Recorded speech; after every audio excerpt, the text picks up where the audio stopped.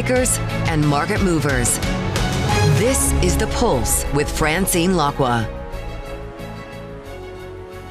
Well, good morning, everyone, and welcome to The Pulse. I'm Francine Lacqua here in London. Now, the Trump administration has escalated its response to anti-deportation protests in Los Angeles by mobilizing some 700 Marines and another 2,000 National Guard troops. Now, the move comes as California is suing the administration for deploying the military in the city. The U.S. president backed comments suggesting that Governor Gavin Newsom should be arrested. Well, we're now joined by Rosalind Matheson, our EMEA news director. Ros, there's a lot happening. This feels extremely big also for the consequences longer term. Like, give us a sense of how you're viewing this and actually what we saw overnight.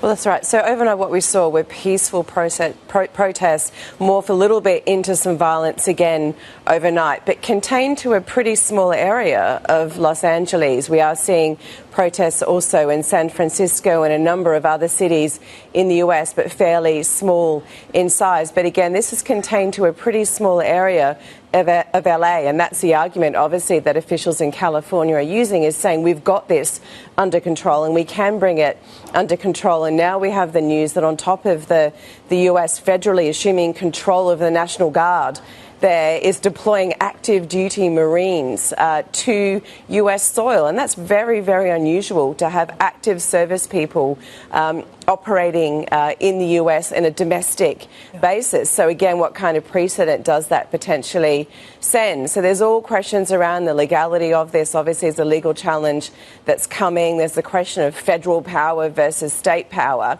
And there's also the kind of personal aspect to this in a way, which is the tensions between Donald Trump and Gavin Newsom, which have been there for many, many months, bubbling up periodically. But obviously, you know, one thing in the back of minds here is that Gavin Newsom may easily be a contender for president in the next election. And so is there politics playing into this also? Yeah, so, Rosa, it's very difficult to either say this is another, Donald Trump fighting with someone, a bit like we saw with Elon Musk, and this time he takes aim at Gavin Newsom, or whether this is in preparation of something bigger. And there's media articles saying, like, look, he's testing the institutions, the president's testing the institutions in case he needs to deploy this in other, situations. That'd be very sinister. Like, how do we know?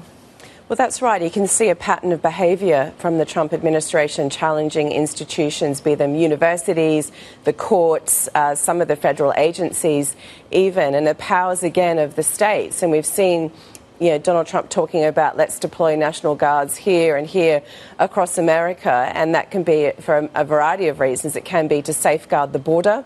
Obviously, he's talked about that with migration, but also now it seems increasingly for domestic purposes. And so if you're controlling the National Guard, the military, and you're pushing them more into the domestic sphere, I mean, that's something that becomes very delicate very quickly and can have long-running ramifications. And again, it's the pattern of pushing these institutions, a lot of legal pushback, but the US administration moving very, very quickly to try and enact what they want. And where this goes is a very open question. But obviously, once you're talking about troops operating in on US soil in this fashion, it can be quite dangerous. Ross, thank you so much. Rosalind Matheson there, our EMEA news director, now joining us to talk about the markets, maybe some of the consequences of some of the things that we're seeing in the U.S. Maya Bhandari, EMEA multi-asset chief investment officer at Neuberger, Berman. Maya, as always, thank you for being with us. Look, I know we want to talk about fiscal policy. I know we want to talk about Fed. When you see some of the turmoil that we're seeing on U.S. soil, how do you think it plays out on the markets? Well, Francine, I think, geopolitical risk, and this is part of that sort of broader geopolitical risk, is something that is going to sort of whipsaw markets as we go along. But I think certainly up front and central for markets has been, trade wars and where those end, fiscal policy, this transition, as you just mentioned, from monetary to fiscal, Section 899. How does all of this fit? How do we think about all of that? Labour markets and monetary policy, something that we talked about on the previous set. And so I'd say there are 3 or 4 big factors that markets are grappling with, and this is one of them. Which I love. I mean, you call them the 4 horsemen of asset allocation. I mean, do they work at the same time, or could they be, muddling the situation if one does one thing and the other one goes against it? Yeah, I mean, I think, we call it the 4 horsemen of asset allocation, really, to frame it as the 4 key strategic risks. And look, I mean, I think they come and go at different times, but I think they're all, the big message from us at Neuberger Berman is that these 4 strategic risks are sort of here to stay on the forecast horizon and will impact markets on a 6 to 18-month view. Maya, so trade talks, you mentioned trade talks between the U.S. and China continue into a second day in London as the two sides look to ease tensions over shipments of technology and rare earth elements. Our Lizzie Burden has been tracking the negotiations and joins us now outside Lancaster House where the talks are taking place. So, Lizzie, what progress has been made and what's actually expected today? Well, Francine, the talks went on for 6 hours yesterday here at Lancaster House, and you might remember it because it was the location of that UK-EU summit just a few weeks ago. Now, we're hearing that the talks this morning have been delayed from 10 to 10:30 a.m. Maybe it's got something to do with those 39,000 bottles of wine and spirits in the cellar. But when they do continue, we're expecting the bottom line to basically be that the US is going to send more chips to China, and China is going to send more rare earths to the US. We're expecting more of this progress on export controls, partly because of who's in attendance here. Alongside the US Treasury Secretary Scott Bessent and alongside the US Trade Representative Jamieson Greer, you've also got the Commerce Secretary Howard Lutnick. And it had long been a source of frustration for Beijing that there wasn't someone around the negotiating table who had the authority to deal on export controls. But they can do that now. The question is, which chips are going to be going from the US to China? And according to Kevin Hassett, the head of the White House's National Economic Council, it's not going to include the most sophisticated chips, NVIDIA's H20 chips. And of course, it's long been an issue in Washington, a bipartisan issue, that the US doesn't want to send its most sophisticated chips to China. So the other export controls that should be lifted, we expect, will be on chip design software, jet engine parts and chemical and nuclear materials as well. So overall, the theme seems to be that they're heading back towards the sense of a better relationship between the US and China that they reached back in Geneva. Lizzie, thanks so much. Lizzie Burden there with the very latest, of course, on these US-China talks in London. Maya, it does seem like we're taking a step forward, 2 steps backwards. Unclear if these talks hold, if they find an agreement that holds for longer than 6 months. What do you think is priced in the markets? Well, I think markets have really struggled to price in very much at all. I mean, you look at equity markets, for example, and they look pretty sanguine. Bonds less so, and we can come on to that. But I'd say from sort of maybe 3 high-level observations on the trade and tariff discussions. Number one, with what we know, and that's a sort of 30% effective rate on China, tariff rates charged by the US on the rest of the world are back to the 1930s. So it is a significant shift from where we've been, point number one. I think second, that the uncertainty, to your point, around where we land, what the retaliation may be, is significant, and I think ultimately may matter more for companies and therefore markets as we progress. And third, tariff wars and trade wars represent a supply shock for the US and a demand shock for the rest of the world, and that really has a lot of bearing on how their respective policymakers are able to respond to this. So what does it mean for how you deploy capital, actually? Have companies started to have seen like changing routes that goes between the US and China? Does it mean more like third parties in Asia, or, is still a lot to play? I think there's still a lot to play. I mean, we're seeing and hearing early signs of some of the disruption, for example, in some of the responses to the ISM last week. But I'd say, how we're approaching it, certainly from an asset allocation perspective at Neuberger Berman, is we've allocated away from US assets towards non-US assets, and that's in equities, bonds, and importantly in FX.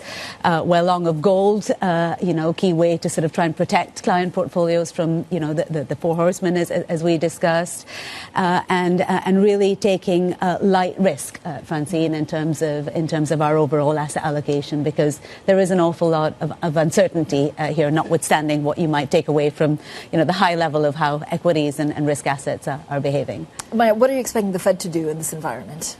Well, I think the Fed's in a tricky spot. I mean, I think we certainly don't expect the Fed to respond with sort of the 100 basis points of rate cuts that were requested, if that's the right word, by the U.S. president last week. Look, I mean, data on the one side, data is weakening.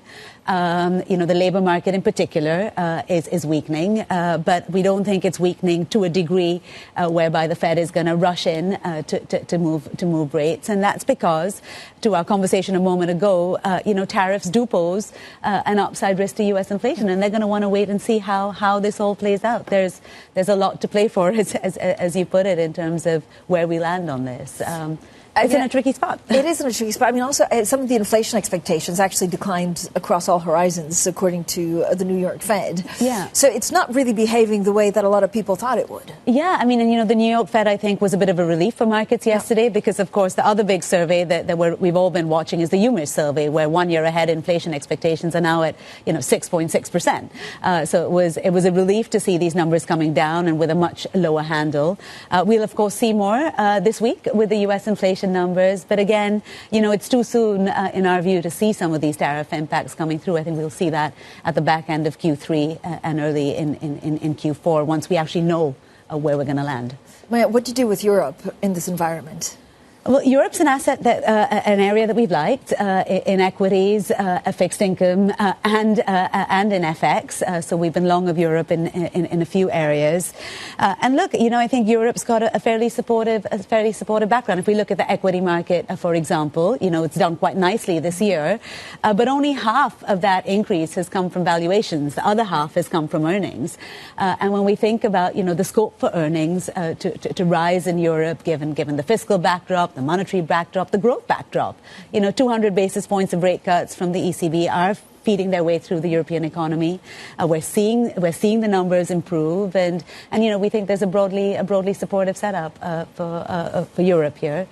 Currency similarly, and we'd look for further moves in the euro dollar, for instance, something we're actively expressing not only in asset allocation portfolios but also our FX portfolios. And Maya, do you make a big difference between the UK and I guess the rest of Europe? UK stocks hitting a new record. Yeah. I think the FTSE 100 is actually close to an all-time record for the first time since March. Yeah, I mean, I'd say the FTSE 100 in particular is a very different animal, if that's the right word, to the European markets. 75% of the revenues come from overseas, so it's very much an overseas play.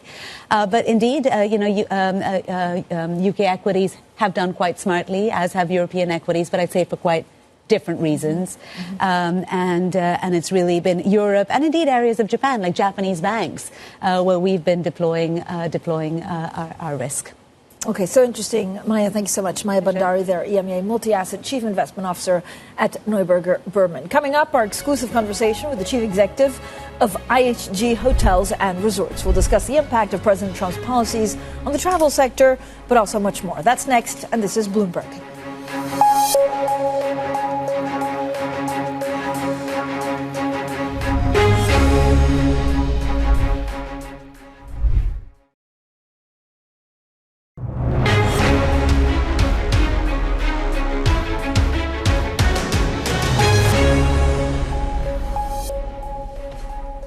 Now, President Trump's policies are upending travel worldwide. The trade war, the crackdown on the border, and ban on visitors from a dozen countries have led to tens of thousands of canceled trips.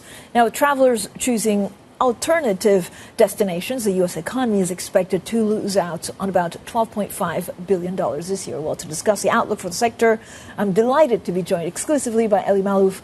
He's Chief Executive Officer of IHG Hotels and Resorts, one of the world's largest hotel companies with a network of over 6,000 hotels in more than 100 countries and many, many brands that go with it. Elie, thank you so much for joining us. Hi, Francine. Good to be with you. Elie, talk to me about travel. So everybody, our viewers love talking about travel. They want to know where the hot destinations are.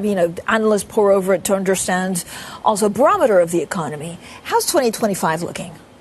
If you look at how we started the year, we reported our first quarter. Our RevPAR grew 3.3% globally, 3.5% in the U.S. Look, we recognize that there was a lot of turbulence starting in February, then in March, but we see things settling down, right?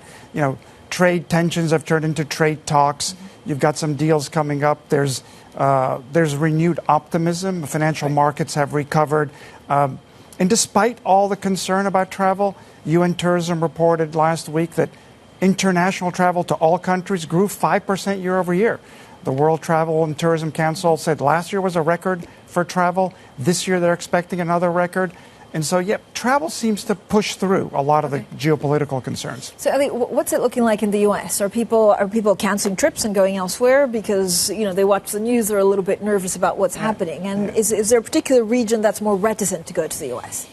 We saw some of that in the beginning of the year. We saw reduction of travel from Canada. And in March, you saw some reduction of travel from Europe. Part of that, actually, from Europe was really related to Easter moving from March to April, so people didn't have their holidays in March. The calendar.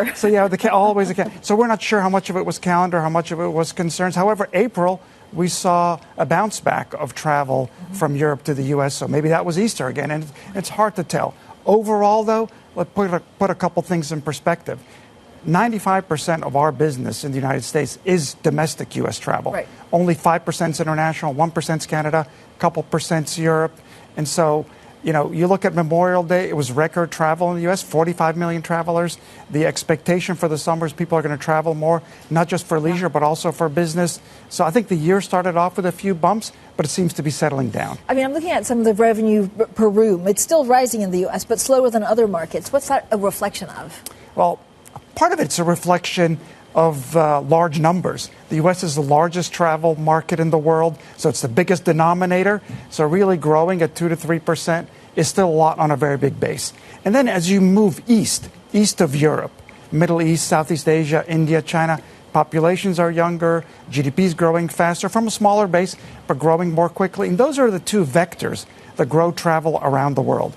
Growth of the middle class, growth of GDP, that's a secular, uninterrupted trend that powers travel. So it isn't as if those markets are stronger. They're just growing from a smaller base, but they have younger populations and stronger GDP growth. We have to recognize that over time, while the U.S. and Europe are going to be the dominant markets for travel for a long time, growth is moving east. East, but actually China's in decline. So how do you deal with China? Is it, east but outside China that's doing better? I think it's really both. Yes, India, Southeast Asia are growing more rapidly from younger populations, faster GDP growth. But let's not forget, China's a $20 trillion economy, still growing at 4 to 5%. There is no other economy beyond the U.S. or China that's in the 20-plus trillion. Everything else gets below 10 trillion. Second, the population may not be growing anymore, but the middle class is growing. It's projected to double in the next 10 years by another 150 million people. By the way, 150 million people is about the same as the middle class in the U.S. So you have a whole new middle class coming. And so that growth of our industry in China will continue for generations. So for China, what's your strategy to maintain market share, to grow? Have you, for example, had to change your pricing? Not really. We've been in China 50 years, Francine. I was there in January, had a great time. We celebrated our 800th hotel, our 50th year. We're going to be nearly 1,000 hotels in 18 to 24 months with another 600 under development. We see ups and downs in China over 50 years, but it always makes higher highs and higher lows. Let's not forget, doubling of the middle class, technology, innovation, productivity. And then the really other thing about China is it's the second or third largest outbound market from the world. We're growing in Asia-Pac, in Japan, Singapore, Thailand, Vietnam, because of the outbound Chinese traveler. 80 to 90 million people a year travel outside of China. Is there anything that worries you about China? Because you seem pretty optimistic. The year started not too great, but now it's looking up. Clearly, there are concerns about the overbuilding of the residential real estate market. That has been going on for 3 to 4 years. They're digesting it. It took the United States 5 to 6 years to digest the overbuilding of real estate from the GFC, right? From 08, 09. It took till about, 2012, 2013, 14. So they're digesting that. The trade tensions are probably bearing down on people a little bit, but we also saw that, we're moved from trade tensions to trade talks right here in London. I know, as we sit right now. So does it change actually the way people travel? So is it not that actually people still travel but spend a bit less if there's trade tension or if people feel uneasy, or do they actually cancel travel? So what we're seeing, it's a great question. What we saw in China all year last year, and even in the first quarter, was the travel volume was the same, actually higher, but domestic rates were a bit lower. However, the higher rated Chinese traveler went to Asia-Pac, went to Japan, to Tokyo. They love Tokyo, Osaka, Kyoto. City. I mean, it's just record travel from Chinese travelers to Vietnam, to Thailand, to Singapore, to South Korea, Indonesia, Cambodia. So the higher rated traveler went to those Asia-Pac countries. We were up double digit in that region all last year, first quarter of this year. So it did change the pattern a little bit. Elie, talk to me a little bit about the UK. Is it difficult to find people, actually to find workers, given some of the rules? You know, it got difficult after Brexit, 6-7 years ago. I think we worked our way through it. UK is an incredible destination. People from around the world always love to come here. We honestly wish we had more hotels in the UK. Do you worry? I mean, again, there's been like ICE raids in the US. Does that make it more difficult to find staff? Does it mean, this is like very practical solutions that you need people to staff the kitchens and, of course, help in the hotels. We're clearly monitoring that. It's been mostly isolated. It hasn't really affected our business at scale. I mean, keep in mind, we're over 4,200 hotels in the United States. With hundreds under development. We're spread, in all 50 states, in most of the counties. So we're not concentrated in urban areas. Our business is much more distributed across the country. And we believe that, these have been isolated incidents, but we're monitoring them very closely. I know you have some really historic hotels, Yes. around the place. Sure. Do you have a favorite? Is there one that, because of the history, because of what it represents, maybe even record travelers today? You're right. I mean, we have some heritage buildings around our business that have been with us 80 years. I'll never name a favorite because they're all like our children, and I love them all. I love all of our brands, all of our hotels. I wish they get to see more of them. But, we're now 6,700 hotels around the world, Francine, with another 2,300 under development. 1 million people stay at IHG around the world every night of the year, 1 million people. But put it in perspective, we're still only 4% of the room supply in the world, so we have decades of growth ahead of us. What surprised you the most in the way people travel? I imagine over the last 5-10 years, people used to stay in a hotel and then go explore the city. Now maybe people go check in a hotel and want to stay in the hotel, more experience. Have you had to do parts where there's like social media so that people can use it, and it's also advertising? Yeah, we do that. I think there are two trends that we watch very closely that have changed over the last, say, decade. Number two is really the blending of work and leisure, right? Workations. Right. And people are staying actually longer. They're, instead of checking in on Friday, leaving on Sunday, they're checking in on Thursday and leaving on Tuesday. And they're blending that work and leisure. I think that's good for our business, but we have to make sure they have the productivity in the hotels so they can enjoy themselves but also be productive. The second thing is really the silver economy. The people that are slowing down and retiring in North America, in Europe, in Asia, China, and Japan, the huge transfer of wealth. But, as they slow down, the one thing that they want to do in their lives is travel. And they can travel all year, right? They don't have to wait. Yeah. Their motto is go first class or your children will. I quite like that, Elie. Thank you so much. Elie Maalouf there, Chief Executive of IHG Hotels and Resorts. I'll remember that. Coming up, we'll discuss how companies are navigating economic uncertainty and geopolitical landscape with the Chief Executive of Accenture.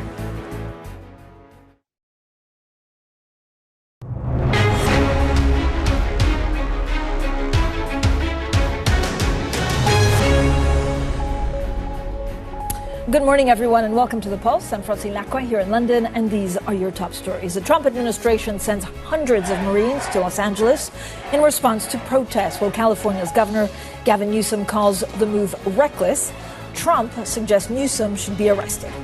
U.S.-China trade talks resume here in London, with officials sounding optimistic on the outcome. Plus, Apple introduces a number of new features during the company's annual developers conference, but it fails to ease concerns over the tech giant's AI offering. Now, the Trump administration's mobilization of active duty military in California's anti-deportation protest is raising key legal issues with national ramifications for the U.S. Well, Charlie Wells is here to talk us through these developments. So, Charlie, California suing the Trump administration. What's actually at stake in the lawsuit? Well, Francine, the case is called Newsom v. Trump, and in it, the state of California asks a federal court to halt the deployment of the state's National Guard troops and the Marines in these anti-deportation protests that we have seen over the past few days. And what this case really gets at is when the president of the United States can deploy the military for domestic law enforcement purposes. Now, history and the law shows that this should be used very rarely, at least according to a number of pieces of legislation really getting at the point that when the president can deploy military is in cases of existential threat, of issues such as insurrection or rebellion. Now, California in this lawsuit argues that there just is not evidence that the state was unable to maintain order, and they also say that this deployment is a violation of the U.S. Constitution, of the 10th Amendment in particular, which limits the powers of the federal government. Charlie, where does it look like the conflict between California and the Trump administration actually goes from here? Well, Francine, on the campaign trail, Donald Trump talked a lot about two issues, immigration and the broader use of the military. And this really is a combination of those two issues. So there is a world where we see a ratcheting up of those in conjunction. There is also a concern from a number of legal scholars that even if cases such as the one that California filed are not ultimately successful, the deployment of military in the United States against protesters could send a chilling effect. This idea that if you are making some sort of protest that the president doesn't agree with, you could see the military deployed against you. So those are significant threats. We have not seen as much of a ratcheting up of this conflict as many had been concerned about, but we're still monitoring the situation. Charlie, thank you so much. Charlie Wells there with the very latest from the U.S. Now, our next guest took over as chief executive of Accenture in 2019. The consulting and technology giant has been grappling with a pullback in customer spending, but also greater scrutiny of U.S. government contracts under President Trump. Now, beyond Accenture, her influence extends to critical boards like the World Economic Forum, Center for Strategic and International Studies. Julie Sweet, the chief executive of Accenture, joins us now. Julie, thank you so much for joining us. It's wonderful to speak to you, actually, since February and since your news. When you look at the U.S., there's a lot of news coming out of the U.S. It could be the protests. It could be what the Trump administration wants to do on DEI. In general, what's business like in the U.S.? Or are people in a bit of a wait-and-see situation, or do they ask you for more advice? Francine, first of all, thanks for having me. It's great to be back here in London. And actually, I think the idea of wait and see and pause is really yesterday's news. I'm talking to CEOs virtually every day, and there's two words that they're using: focus and leapfrog. And so for CEOs today, they're trying to find ways in this uncertainty to say, how can I actually leapfrog, whether it's leapfrog with technology, leapfrog, with the new products. And focus is a big word because they know to focus that you need to accelerate. And our best advice to CEOs right now is that if you're not operating differently than you were a year ago, you may be falling behind. Differently in terms of what use of AI, in terms of supply chains or trade, or is it just that mentally how you look at risks? Really three dimensions. One is at speed. So, many companies talk about they're too slow, they're too complex, they operate in silos. And this environment we've seen very clearly, for example, with the tariffs where, things are having to turn on a dime as you think about supply chains, is that speed matters. And speed isn't just about working harder. It's about really changing the way they work. AI is certainly a big component because of the opportunities that are very important to this. And then third, it really is about mindset as well, right? Is this idea of, yes, we need to build resilience, but we need to also build growth despite the environment. And that requires a different strategy than just a year ago. But do you see actually chief executives pulling back investments or not investing as much or even not doing M&A because of the environment? Because you're not really, you don't know what you're looking into like 3, 6, 8 months from now. Well, it really varies on the industries. So, for example, in telecom, right, they're not nearly as affected by the tariff situation. But also, one of the things that I'm telling all CEOs, particularly around investment in technology, is that because we work across 19 industries, in every industry, we are seeing people actually increase investment because they want to leapfrog, because they want to win in this environment. And there's no one who is able to just sit on the sidelines because they think their industry may be a little bit slower and they can wait and see. And that's different than prior tech, trends. What are financial services companies telling you? I know you're a massive employer within financial services. Are you hearing from bank CEOs that they're uncertain about the future, or actually have they figured out how to navigate this ever more uncertain environment under the Trump administration? Well, it's a great question here in London. We just opened our UK Innovation Centre focused on financial services because this is obviously such an important industry here. So we're hearing every day about the innovation. And while, of course, we hear lots about what they view on the environment, what I would say in the industry, banking and insurance are both very much looking to invest to harness the power of AI. And so we're seeing it, for example, in fraud. We're seeing it in improving growth in insurance because you can now use Gen AI to read so many more submissions from brokers and manage your risk better. So very concrete examples at scale. And, financial services is going to lead the way in using some of the power of AI, not just for productivity, but actually really focused on growth. How do you use AI actually internally? Is it through, staffing? Is it changing the work of a lot of your people? And so do you need retraining? So we are upskilling our people across the board. Just to give you some idea of the reinvention of Accenture around AI, when Gen AI hit in November of 2022, we had about 30 people working on Gen AI in our innovation labs and with clients.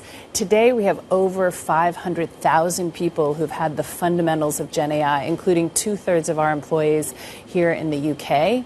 And, we went from 300 million of sales in the first 6 months after ChatGPT was introduced to 2.6 billion in the last 6 months. When you think about the scale of that transformation in the last 2.5 years, you can see that we've really focused on rotating all of our offerings, rotating how we deliver for our clients, and of course using it to operate ourselves. But presentation, do you actually lose a valuable, training for some of your workers in knowing how to do presentations, putting research together, which AI will now do for us? Well, actually, we are really finding the opposite by being able to use some of the work that is pretty rote, right, in terms of the presentations. We're able to mentor our young leaders about the underlying, content, more, and they're actually able to focus to do more shadowing of, senior leaders. What we are talking to every day to our clients about is what is their talent strategy? Because as you use AI to take care of some of those tasks, how are you able to leverage it to actually invest in their development and having a bigger impact and using AI to augment them? Do you see AI as a way to cut costs or boost revenue? It should be both. And where clients are focused only on cost, which is where we find a lot, they're actually missing the value. But one of the things that I think is a really important takeaway is that you cannot use AI to its full extent with their growth or value unless you're willing, going back to our earlier conversation, to change a lot more than, we're seeing clients sort of think at the beginning. And of course, here in London and Tech Week, this is a big topic, right? It's a topic, and yesterday, and actually last week, we had also South by Southwest in London for the first time. We recently reported that, Accenture resumed some of the promotions after pausing the normal promotion cycle in December. Is your staff happy? How's morale? Well, first of all, we're pretty excited that our EMEA business last quarter grew 8%, driven by the United Kingdom. So that is a, real sign. And we did that on the back of investment. So, just 18 months ago, we were talking about our United Kingdom business having challenges. It's now driving our growth. And actually, the UK is the number 2 country in the world in the last 5 years where we've done acquisitions. And, we're used our investment over the last 18 months to really pivot to the areas of growth, like the defense sector. We bought 6.6, which is obviously a big focus for the government and the economy. And so we're really pleased with, how our business here and in Europe is growing. And we are absolutely investing in technology and innovation and really being part of the fabric of the UK as well. Why is the UK doing so well? Do you think companies need a little bit more consulting help to get in shape, or is it because it's growing? Well, One of the things is that we are seeing the UK companies really want to innovate, going back to that leapfrog, right? They want to lead in AI. And, one of the things I always talk about is that innovation cannot be done only within the four walls of any company, including Accenture. You really need to partner to be able to succeed. And, we see from the government, from the Prime Minister to the companies, a real commitment. And we were super excited yesterday to be part of the announcement with about the 7.5 million people that we're going to be joining the 11 other companies to partner with the Prime Minister and the government to train. But that demonstrates a real appetite and commitment for the UK to be a leader in AI. And, of course, there's phenomenal AI talent here. Julie, overall, more broadly, Accenture and many of the rivals, of course, have been dealing with a slowdown in business, certainly from the heyday of 2021, 2022. What's your strategy going forward to, keep costs down and then grow maybe longer term? The fundamentals of the industry are really clear. Every company needs to reinvent using tech data and AI. And so what we see is by being a leader in Gen AI in particular, this is helping fuel our growth. And actually, if you think about what's happening with the modern enterprise, is that, 10 years ago, we were replatforming to be on the cloud. Right. Now, wherever you are from a digital perspective, you have to now adjust not just your technology and build a cognitive brain, we call it, for AI, but actually change every way you work. And in order to accelerate, clients need partners. And we have been the reinvention partner of choice. It's fueling our growth today. We have the largest numbers of diamond clients, our largest relationships in our history. They've been growing faster in our history. And it's very much driven by the need to reinvent. So we see the industry as a long-term grower. And, of course, we're using AI to drive down productivity ourselves.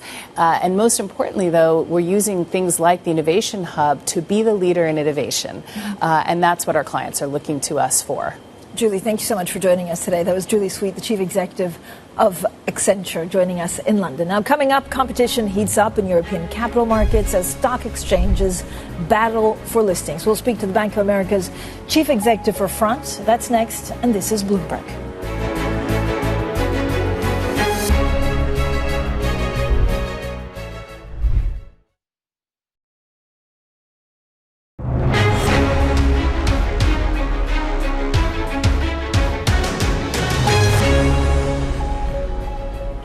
Welcome back, everyone. Uber and self-driving technology firm Wayve plan to run their first trial of fully autonomous vehicles in London, paving the way for the two companies to launch commercial robotaxi services in the UK and beyond. Now, the companies did not name an auto manufacturer partner, but they did say they would share details on the global car company and trial timeline in the coming months. Well, Bloomberg's Tom McKenzie will also be speaking exclusively to the chief executive of Wayve at the Founders Forum on Thursday. Catch that conversation at 6:40 a.m. London time. And remember, of course, as soon as robotaxis come in place, it changes everything for insurance, possible financial services as well. Now, staying with tech, and Apple has unveiled its most sweeping software redesign yet, big updates to its operating system and at its Worldwide Developers Conference. But it did fail to impress investors who are looking for more announcement on the AI front. As we've shared, we're continuing our work to deliver the features that make Siri even more personal. This work needed more time to reach our high-quality bar, and we look forward to sharing more about it in the coming year. Matt Bloxham, Bloomberg intelligence analyst, joins us now. Matt, we were all expecting, there's cool stuff, right? Like the liquid gas and some of the things that they announced. Yeah. I don't know whether we're just expecting more, but what would be the highlight of what you heard? Yeah. Thankfully, no robo-taxis are announced. But yeah, I think obviously, I guess it is this low light of, the kind of limited progress on AI. As we just heard there, the Siri problems persist, and it's going to be a while before they sort those out. And that's, been a bit of a real bugbear for them and really lagging what you can get with things like Gemini. The focus really on this kind of big overhaul of the look and feel of the operating system, not just on the iPhone, but across the whole suite of products, so that you're much more kind of consistent experience from device to device. And obviously, lots of people don't just have one Apple device, they have 2 or 3. And, I think given this is a relatively kind of light year in terms of hardware upgrade for the phone, this kind of new look and feel and way of interaction with the device is really important to kind of underpin the perception that Apple users have and what they come to expect from the product. There clearly were some AI tools slipped in. So, for example, this kind of live translation feature now in the text messaging service. This is quite a kind of big step forward, and then they put things into messaging around kind of user polls and various other features like that. So AI is kind of slipping in, and I guess the other important thing they did on AI was to open their foundation models to third-party developers. So you'll see a lot more apps integrating that underlying technology. So a kind of evolution, if you like, of their AI technology, which is obviously very different to what we're seeing from their big rivals. I still have to get to the bottom of why my teenager has more AI services on his Apple than phone than I do, which is like, I don't know whether they're tiering or something like that, but Mama's not too happy about that. Is there anything here to actually drive iPhone demand? No, I mean, I think it underpins the kind of the ecosystem, and it's certainly not going to detract people from continuing with an Apple. Apple customers are incredibly loyal. There's the fact that they're making these upgrades will kind of maintain that loyalty and stop people from thinking, well, maybe now is the time that I switch to an Android device to get better access to AI services.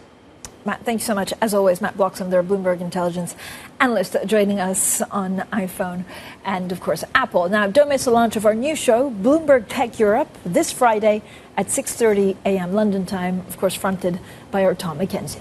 Now, Europe's stock exchanges are fighting harder to win listings as fewer companies choose to go public and others get taken private. This against the backdrop of political uncertainty in some European countries. Well, the French President, Emmanuel Macron, said yesterday that he has not ruled out the possibility of calling another snap election. Well, joining us now to discuss all of this, how the European markets can make themselves more attractive to companies and investors, Vanessa Holtz, Bank of America's France Chief Executive and Chief Executive of BoFA Securities Europe. Vanessa, thank you for joining us.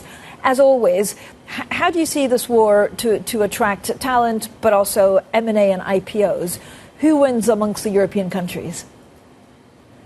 I think France, because obviously I'm located in France, so I think it has a fair share, in a leading country towards Europe.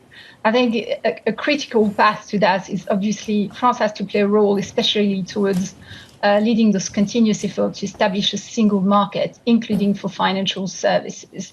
And it is critical, and timing is absolutely key now for making sure that we mobilize Europe's surplus of private saving to finance long-term investment, for example, for the digital sectors. So I think France has a lead role.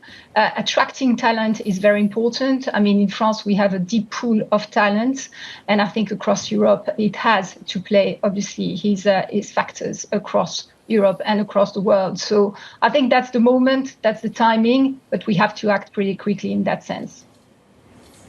Vanessa, have you seen any hit to Paris attractiveness? Because it's been also 1 year since, of course, President Macron has called snap elections in France, and that's led to a bit of volatility and uncertainty. Yeah, it definitely created a temporary spike in uncertainty. Visibility is very important for market and stability. Although I think France has proven remarkably resilient so far. It remains obviously the first destination in Europe for foreign investor in 2024, and I think it might continue in 2025. So, as I said, even the volatility has been here, and whilst market needs clarity, it has attracted still some foreign investor.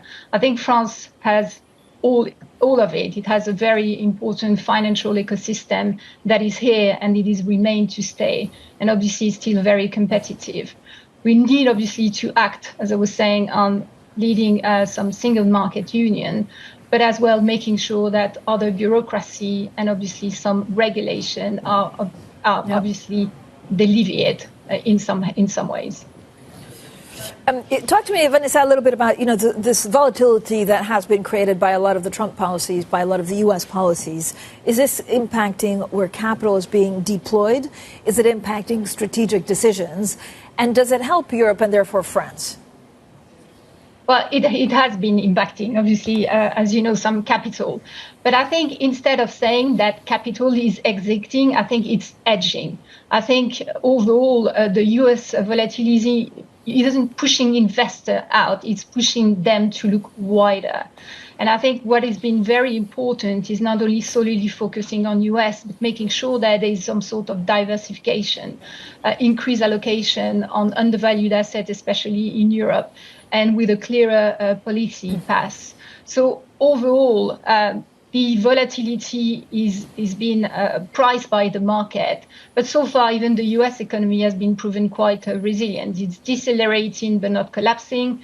Consumer spending increasing and continue to fuel the economy. Labor market is still resilient. And obviously, we have a strong inflation. It's sticky, but it's controlled. So that has an impact on global growth and the economy.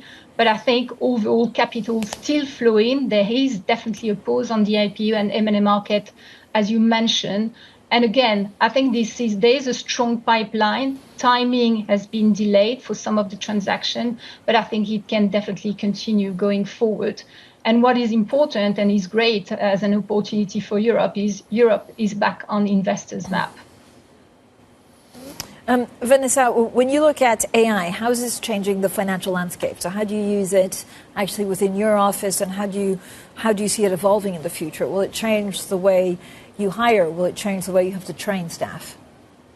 I think AI is a critical path. I mean, we've been using AI and it's been deployed, obviously, especially in the US with our Erica platform.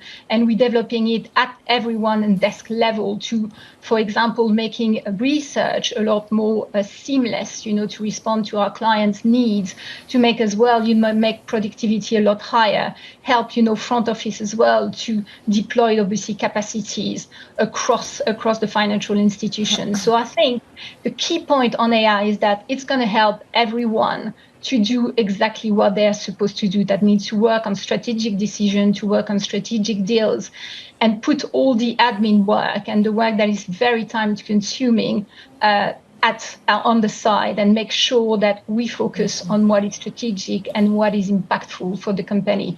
It's been widely used. We continue to focus on it at each level on everyone's desk as well. And I think it's going to be a great improvement on the way we operate, on where we focus, and creates more value for our clients. Vanessa, when you look at the next 12 months ahead, I know you're also speaking on a panel on women in finance at Europlace a little bit later, but when you look at the next 12 months ahead, what do you think the biggest challenge for you and Bank of America France is? Well, I think it's more an opportunity and obviously some challenge, but challenge create opportunity. We've seen that obviously post Brexit, and you mentioned France. Obviously, we've developed substantially a market share since we are in Paris covering Europe. So I think it's been a great opportunity. So going forward, we have obviously 700 people now working in France covering Europe, and we feel that we're going to continue to grow organically depending on our client needs. Our first and almost priority is to serve our client and to be there where they need us. So consistency is important, making sure that we offer them the scope of product that they need and tailor-made, obviously, the solution that they're expecting from us. So I think the challenge ahead is to make sure that we continue to be closer to our client, to make sure we can navigate within this volatile environment, and taking this as a huge opportunity, not only for France, but for Europe. Vanessa, thank you so much, as always, for joining us. Vanessa Holtz, Bank of America's France Chief Executive and Chief Executive of Bank of America's Securities Europe. Now, up next, we'll have Bloomberg Brief. Of course, a lot of the focus will not only be on some of the Fed speakers, but what we're seeing in markets. Now, futures hover pretty much unchanged because of these US-China talks here in London. UK stocks hitting a record. This is Bloomberg.